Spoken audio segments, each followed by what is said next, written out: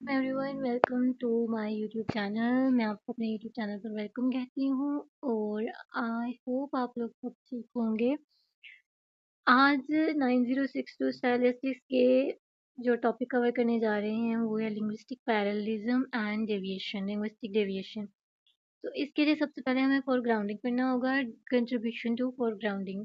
तो फोरग्राउंडिंग क्या होती है? Foregrounding in literature refers to the use of linguistic features to make certain elements of a text more prominent और noticeable to the reader. ठीक है, ये लिंग्विस्टिक फीचर्स को यानी एक ऐसे लिंग्विस्टिक फीचर्स को यूज करती है जो कि एलिमेंट्स ऑफ टेक्स्ट बन जाए और जो रीडर्स के लिए वो नोटिसेबल हों प्रोमिनेंटली। ठीक है, this technique often involves manipulating the norms of language to highlight certain aspects, creating a heightened awareness of a text stylistics features.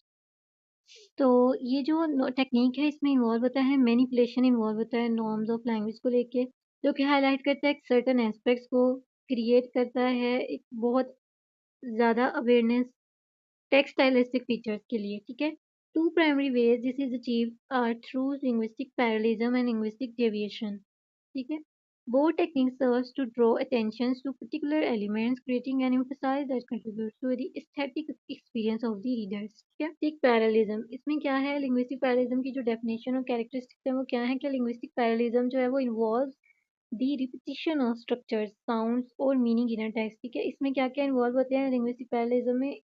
Repetition of structure होता है, साउंड्स होती है, मीनिंग और इनर टेक्स्ट होता है। This technique can manifest in various forms, including syntactic parallelism. Syntactic parallelism means similar sentence structures. Phonological parallelism, yani repetition of sounds.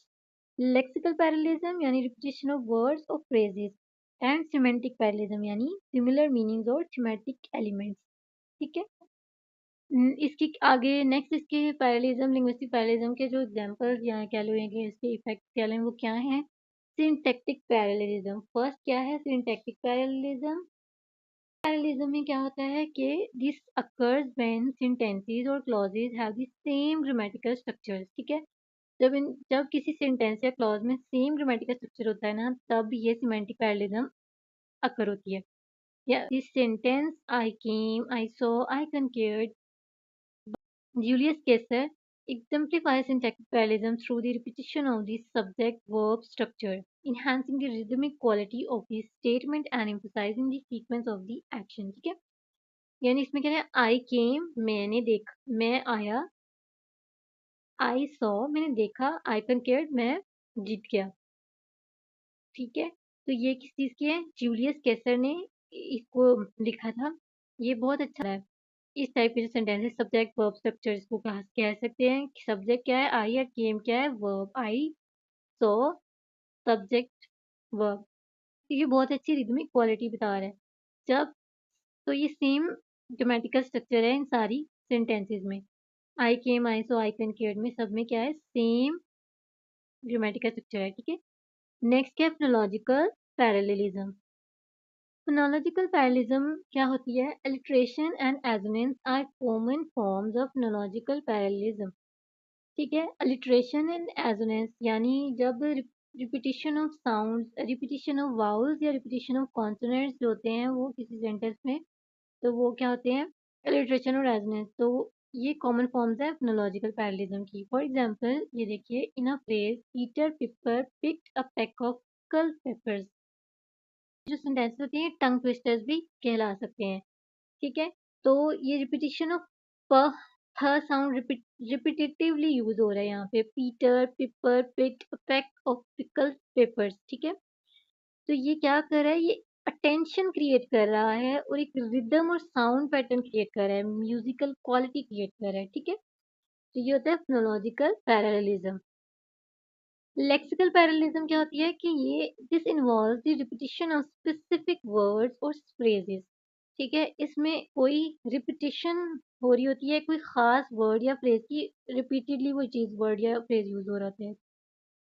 जिस तरह in Luther King Junior's I have a dream speech, the repeated phrases I have a dream serves to reinforce the central message and unify the various aspects of his vision for the future। ठीक है, तो ये Martin Luther King juniors की एक writing है जिसमें उन्होंने back to back ये चीज़ रिपीट करिए, आई हैव अ ड्रीम एंड आप फर्दर उनकी वो सेंटेंस है उसके बाद फिर से आई हैव अ ड्रीम। तो ये क्या एक ये आई हैव अ ड्रीम जो फ्रेज है ये रिपीटेडली सब क्या कर रही है कि एक सेंट्रल मैसेज दे रही है कि आई हैव अ ड्रीम, और उसको यूनिफाई करिए डिफरेंट एस्पेक्ट से और उनके जो फ्यूचर का जो विजन है वो आपको दे रही है। ठीक है, ये लेक्सिकल पैरेललिज्म है। तो नेक्स्ट है सिमेंटिक पैरेललिज्म। ये क्या होती है? This involve the repetition of similar meanings और थीम्स। इसमें रिपीटिशन ऑफ एक जैसे लफ्ज और एक जैसी थीम्स होते हैं। For example in William Blake's the tiger. अब टाइगर जो होता है वो होता है टी। अब टाइगर जो होता है उसके वैसे स्पेलिंग होंगे ये। ठीक है, विलियम ब्लेक ने अपनी जो पोयम है दी टाइगर उसके स्पेलिंग ये लिखे हैं कि TYGER। ठीक है, तो रिपीटिशन ऑफ क्वेश्चंस हैं रिगार्डिंग दिस टाइगर्स क्रिएशन।